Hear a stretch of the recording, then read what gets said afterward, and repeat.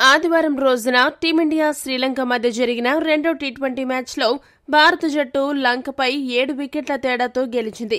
ఇప్పటికే మొదటి మ్యాచ్ కూడా గెలవడంతో 3 టీ20ల సిరీస్లో టీమిండియా 2 మ్యాచ్లు గెలిచి ఇంకో మ్యాచ్ మిగిలి ఉండగానే సిరీస్ని కైవసం చేసుకుంది. ఇక చివరి మ్యాచ్లో కూడా నెగ్గి సిరీస్ని క్లీన్ స్వీప్ చేయాలనే ఆలోచనలో ఉంది. ఈ సిరీస్ గెలవడంతో కోచ్ గంభీర్ ఖాతాలో ఒక సిరీస్ విజయం వచ్చి చేరింది.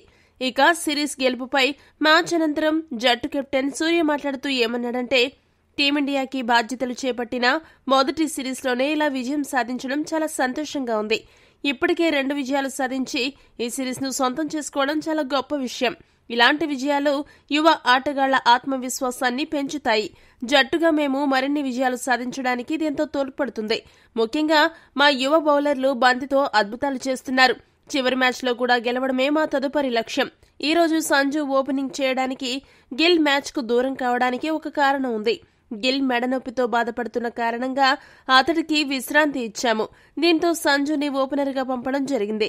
అయితే ఈ మ్యాచ్లో సంజు సామ్సన్ డకౌట్ అవ్వడాన్ని తప్పుపట్టనవసరం లేదు. ఆటగాళ్లకు అప్పుడప్పుడు ఇలాంటి పరిస్థితులు ఎదురవుతూ ఉంటాయి.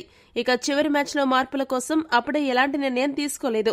జట్టు అవసరాల బట్టి తుది జట్టులో మార్పులు ఉంటాయని సూర్య ముగించాడు. ఈ వీడియో గనక మీకు నచ్చినట్టయితే లైక్, షేర్, కామెంట్ చేయండి. మరిన్ని స్పోర్ట్స్ అప్డేట్స్ కోసం మా ఛానల్ను సబ్స్క్రైబ్ చేసుకోండి.